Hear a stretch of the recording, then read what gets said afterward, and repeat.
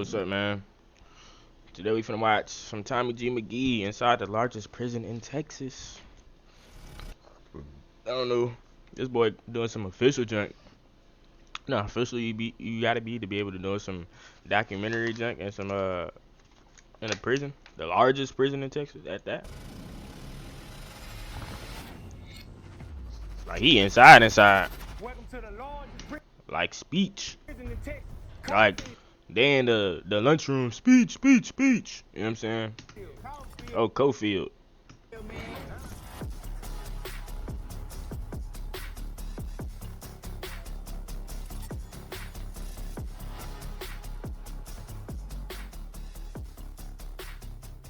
Hello, fellas. How you guys doing today?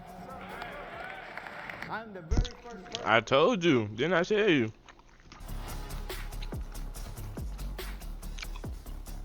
Oh, they got a whole gym in there, though. This is like the rec center. No, I'm sorry, it's not a rec center. I know what I mean, bro. It look like a rec center. I'm the very first person convicted for murder off of social media. Person convicted for murder off of social media. I'm the very first person convicted for murder off of social media.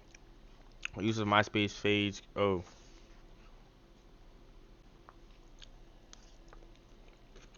Wow. So he off somebody and then talked about it on MySpace. Interesting. You step up in an environment like this, it's like walking through an invisible landmine field. Gotta be careful how you walk.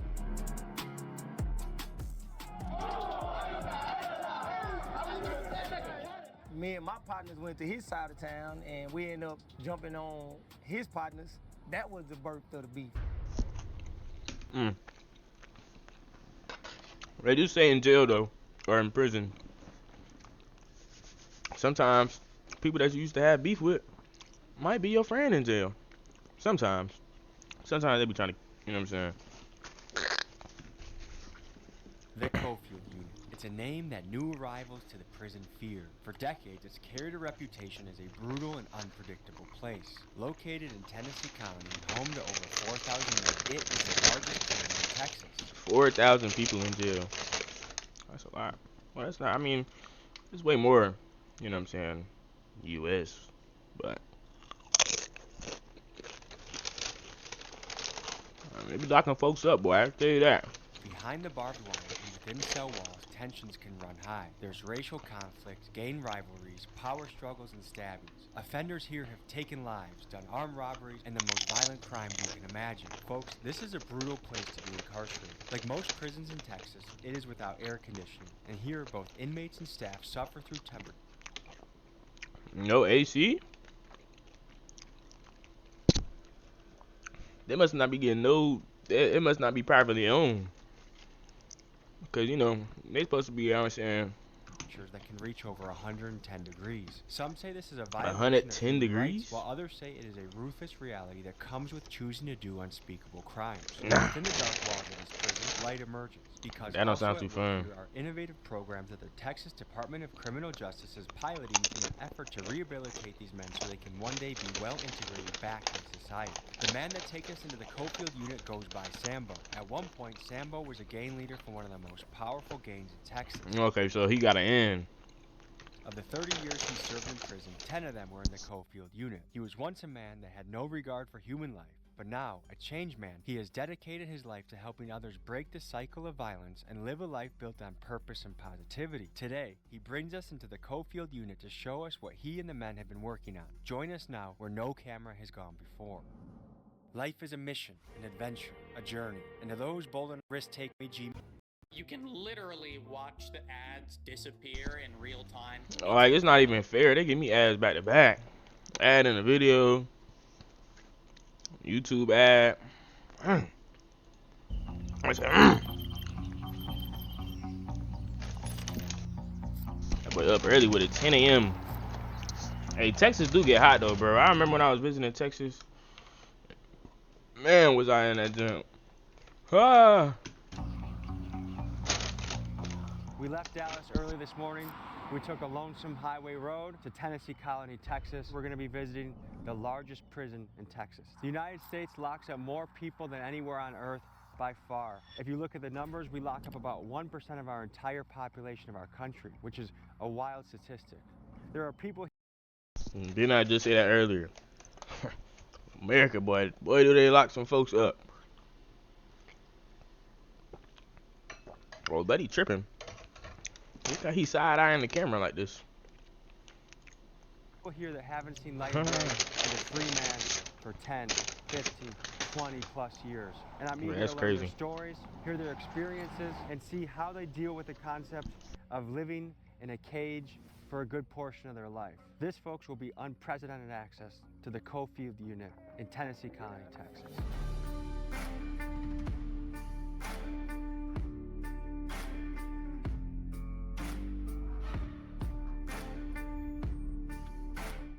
Have a good day.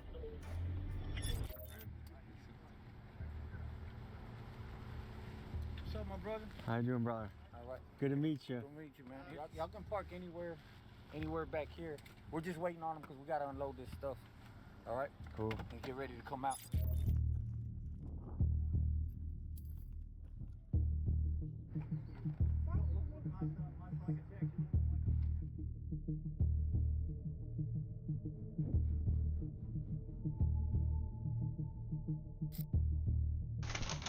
Bro, why they doing this intense intro, bro? That's why this video 33 minutes. Kind of transition into the new area the environment that they're coming into. So yeah, we're kind of one of the first guys that they meet. So And what is this unit known for? well, back in the day, it was like rocking and rolling. Yeah. Right? So it was really going down. with Rocking gangs and all rolling. that. To give you an idea. Yep. They used to be on that gang stuff heavy back then. Like, I be watching like some like old videos sometimes, and they be like, nigga, they used to be going crazy in the jail. Like, you already know who your op is, and you instantly looking for them, beating up and stabbing them. Now, prison be more calm, and they be trying to socialize and live together and jail. Of what we are walking into, let's give you some insights on the history. I'm not saying though that they don't be in the jail going slap crazy, but some of them be down chilled out. You know what I'm saying? Let me say it like that.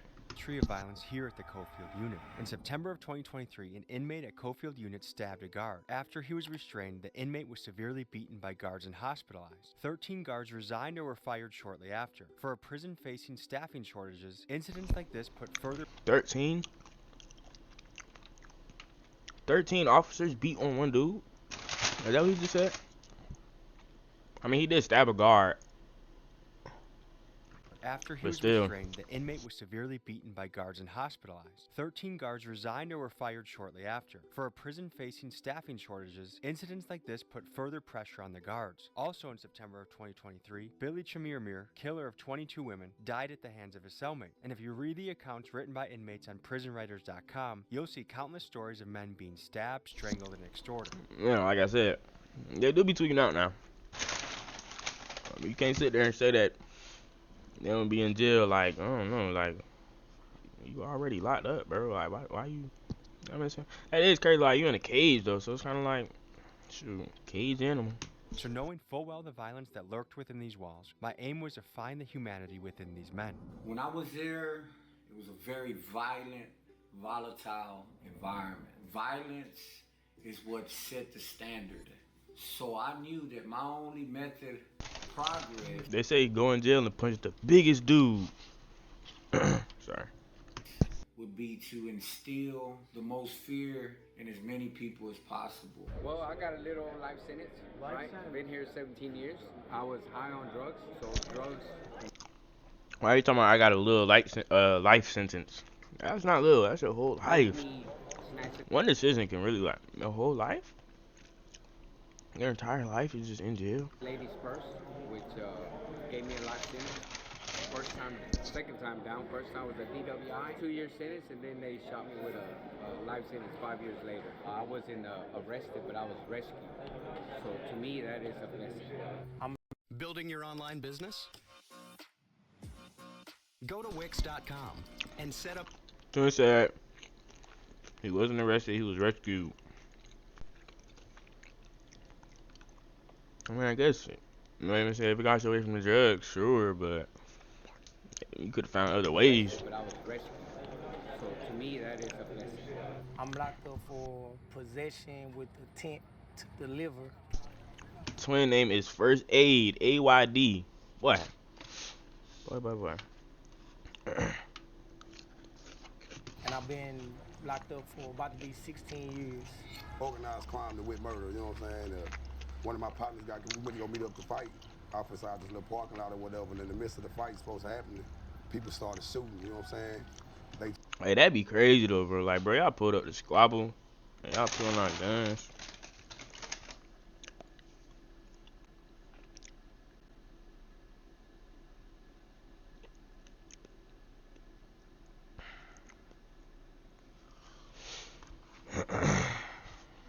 Go see.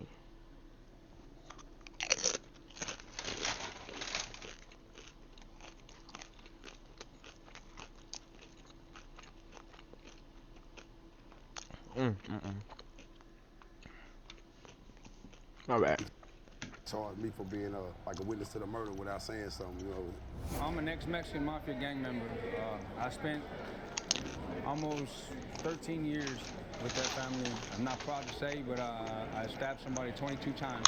Where were your parents in the picture? Well, my dad he had his own issues. And the way they be saying something crazy, and then they just go to the next segment, like, And my mom what's going on? Mama got 7 kids. She had 7 kids by the time she was 28. So I can't fathom being a 28-year-old single parent with 7 kids. It sounds impossible. Yes, and then 7 kids by 28. 6 boys. But I Oh, yeah. realized as a grown-up, you know, that, man, it was like borderline impossible for my mama to do that stuff on her own. You know what I'm saying? Yeah. I grew up with my mama That is and my real. granny, really, you know what I'm saying, and my aunties and stuff like that, but my daddy, he was here and there, so growing up, man, my mama really, she was there. Man, if you a father, man, To, like the church or whatever. You know? stay in your kid life, man. They be needing it. Yeah, for real. My bad. But for real though, cause boy,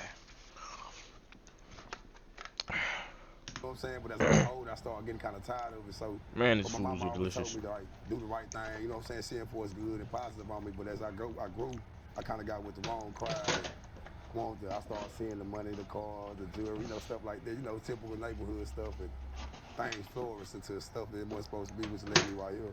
What message you have to the youth out there that are doing very risky things and Yeah, the youth tripping and getting away with it too. No cap. Them boys tripping out and getting away with it. Some of them. Some of them just straight crash dummies. they're not here yet, but they're on that path? You gotta stop and think before you start doing, man, because it's gonna lead you in a bad situation, man. And prison, like, this is not what's up. You know what I'm saying? And if I could have thought back before what I did as a youngster, I would have had I would have did something differently. You know what I'm saying? So the same hood or the same people you doing it for, when you get here, not gonna be here. Yeah, cause I ain't gonna lie. You have to put money on your partner books every week. You know what I'm saying? And like you said, the gang don't really care about you. So What happened in your childhood and your upbringing that led to you becoming a killer? So there's some things, man, that I've talked to very few people about. I was molested as a child, and because of it, man, it made me be a very, very angry individual. And I found out some things about myself with that anger, man. I embraced that anger and I turned to it for everything. I wouldn't let nobody get close to me. Just pushed everybody away. That anger was just always there, and was quick to turn from anger to rage. Is there any opportunities here for therapy or to talk through some of the things that you've seen in your life? Well, dang, Tommy asking the deep questions. That boy getting into his life. I've talked to people who I know that are on the same page as I am, man, changing and growing up in life. I've talked to them about these things. Some of them are shocked at, you know, the things that I talked to them about what's happened and, you know, where it led me. Oh, so they got visitors. You know, some jail, yeah, this can't be a maximum. This not like a maximum security because them niggas ain't in chains or nothing. But they did say this like a rehabilitation center. Like they supposed to be getting out maybe. You know what I'm saying? If they doing good. Well, I don't know if all of them gonna get out, but some shoot. My name is Kenneth Young, and I am the director at East Texas Hospitality House here in Tennessee Colony. Wow. What we do is we provide lodging and meals and encouragement to families who are visiting somebody who's incarcerated in the Tennessee Colony area. We have That's pretty nice. room in there. We have games, we have puzzles, we have places to sit, double beds with bunk beds. We've got different bedding. Oh, they got like visitation like. Have places to sit. Or am I tripping? Double beds with bunk beds. We've got different bedding arrangements for the different sizes of families. Yeah. They got like visitation like you in a hotel with your family dang near. Sometimes they just need That's pretty prayer good. and a hug. Yeah. And to know that God's love is surrounding them and they become Amen. part of our family when they come here. They mean more to us than just someone off the street because they become part of our lives. I'm here visiting my brother Charles Bree. Okay, and where are you from? California. And how did he... Dang. They traveling from Cali to Texas, but look at that meal. She got what that is? Maybe some potato salad, baked beans, some chicken, some bread. They eating good for the jail visitation. California. And how did They must got to pay for this. He got caught up. He got caught up in some... In Texas, it's crazy. I don't feel the time he got was... It didn't match the... It didn't match the crime. A lot of people, what they get for that crime, I feel that they railroaded him because of who the victim was and who the victim knew. The victim was related to the chief of police. They didn't even really give him a chance. What were the crimes? But did he kill them? Because if you kill somebody and you get life, it don't matter what else you been doing. Murder, self-defense, and... Bingo. You can't kill somebody and then be like, oh, because they're the chief of the police, they got, you know what I'm saying? Shoot, if you kill somebody, you kill somebody, you know what I'm saying? Sorry. They gave him 50 years. Oh. So, I mean, he may be getting out. I mean, depending on your age. Because, bro, you get 50 years when you're 20, you getting out when you're 70. Oh, it don't matter your age. 50 years is 50 years. Said he was guilty before they even said he was guilty. They said he was guilty 3 days before they even put the real motion, like, okay, you're guilty. Like, No, that we are sacrificing, but it's... They said he was guilty 3 days before. It couldn't have been murder or self-defense. You getting murder self-defense 50 years? That's your whole life. Damn near. Not even damn near. That's your whole life. You had to be like 10 years old to get out at 60. That's they sad. railroaded my son, and you know, like a crime was committed. Yes. But he was fighting for his life at the same time. Like, tell him that we love him, we praying for him. Charlie, you know I got you, baby. Tell him keep his head up and, you know, just... Whoa. On the live documentary? We love him, we praying for him. Charlie, you know I got you, baby. Tell him keep his head up and, you know, just inspire others in there.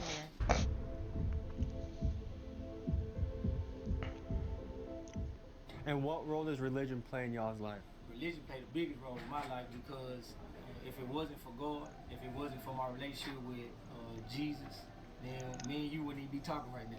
You're going to hear religion mentioned a lot in this episode, so for reference, we're talking to a group of guys who are involved in the Christian ministries within the prison. I used to be Wow. on the other side. That's very nice. That's very good. On the best side. So our objective is to show them, remind them that, hey, brother, you might feel alone, but you're not alone. You might feel left out, but you're not left out. You might feel like nobody care about you, but we're here to show you that somebody do care about you. Big thank See, this just shows you that, you know what I'm saying, if you would have caught them before they committed their crime or, you know what I'm saying, just talk to somebody. Just talk to somebody, man. And you might not commit a crime. To the wardens and all the administration here, this is an unbelievable opportunity to talk to these gentlemen, to learn. I'm honored to be here. To wardens around the country, if you can invite us in, we'd love to come talk to you, your men, your people as well. It's a blessing to be here. I like that shirt you got on. I appreciate you. Mainstream media. Rest in peace, mainstream media. I pray for these brothers. Yep. I pray for their families. But I pray you show them grace and mercy in that. Because your word tells us that if they visit the Somebody got on some drip. Who got on this drip? Sorry. Somebody got on the drip in jail. We just pray. I got drip for sale. That's something that we think Now of. we're moving on to the gym, because really the goal of this is to show people's life and story and Oh, it's him. situation and learn. I'm hoping we can do that That nigga look like a rapper. I feel like I've seen him before. in the gym, and maybe the warden feels a little better and we go other places. Making too. that exact We same had gone goofy into face. this prison thinking that we would be allowed to film wherever we wanted, but the captain of the guards called a meeting and informed us that we were only permitted to film in the chapel and the gymnasium. It was disappointing news to hear, but I kept in mind what a crazy opportunity this was. They can't show you the whole jail, because what really be going down in jail, they ain't not letting nobody see. Because they be doing them boys bad. Facts. They be doing them boys bad in jail. Because, like, who really watching? If everybody in cahoots, you know what I'm saying? Then shoot. The gymnasium, That's the away only from people the that's watching. watchful eye of the guard captain. So what we're gonna do is we're gonna open up, like, let y'all brothers speak. Y'all can all say whatever, however, 5, 10 minutes, 20 minutes, whatever y'all wanna give about yourselves, about what y'all do, you know what I mean, where y'all coming from. Then we're gonna have some of the peer influencers speak up a little bit, say what they do here on the unit, and then start doing a little bit of other things that we got involved for. It's that fun, man. I think it'll be a good day. Are we gonna get to eat the lunch here? Yeah. Yes. Like the actual lunch? You wanna eat that? No, you don't wanna eat that. I wanna try it. You wanna try it? I wanna try it. All right, we'll take you. You want just to drink? Yeah, I know. That joint look crazy. Yeah. The crab and the ribeye, please, okay? The crab and the ribeye? What's for dessert? He know he foul talking about the crab and the ribeye. Man, them niggas ain't even no crab and ribeye. Sunday or something? Them niggas eating pork and peas. Cheesecake? Cheesecake? We got homemade cheesecake out of cookies. What are your best recipes you got in here for making stuff? I like to do a fish bowl. Summer sausages, jalapenos. A fish bowl. Now listen to what he's saying now. Listen to what he making his fish bowl out of. Let me turn it up. Pickles, the mac, do a fish bowl. Summer sausages, jalapenos, pickles, the mackerel, original mackerel. Then I put sriracha mac and I put a tuna. Okay, so that's when the fish come in later. That sound like ain't gonna lie, that do sound like a nutritious meal. It do look like he put that done together right. No cap. Ain't Rudy Gobert.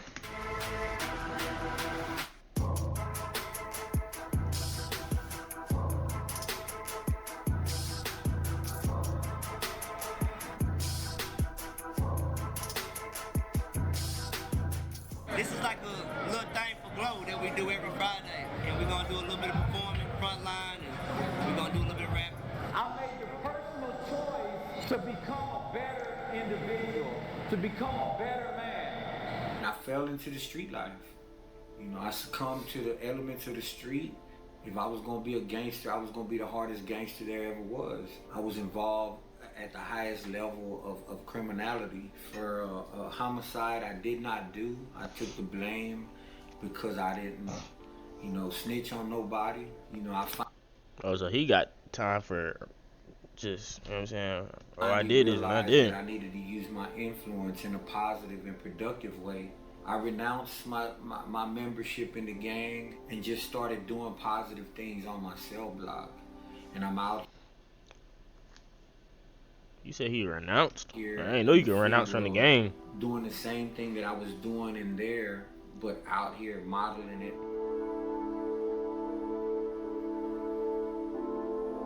That's good. I had no That's good idea until influence. about 10 minutes before that I was going to be going up to give a speech in front of the inmates. I Not told you only I was was I gonna do a nervous, but I speech. wanted to say something that actually mattered to these guys. Here's what I came Freestyle up with. session. Hello, fellas. How you guys doing today?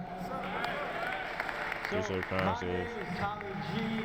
I don't like to make my videos too long. It's been already 25 minutes. I just want to react to half this so I can go play the game. You know what I'm saying? React to a little video while I eat my food. You feel me?